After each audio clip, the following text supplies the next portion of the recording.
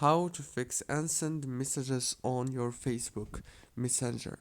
Hello guys, welcome back to this new short tutorial. I'm gonna show you how to fix the unsend messages in your Messenger easily and fast. First thing, open the settings and go to the apps manager.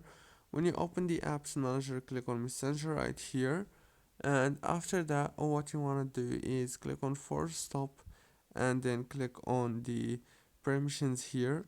Make sure that every single permission here is enabled. Go back, click on data usage, enable all these options here, and especially the Wi-Fi and the mobile data. Go back and click on storage, click on clear data, click on delete. Go back again, click on this power usage details option, click down here on force stop, and that's it.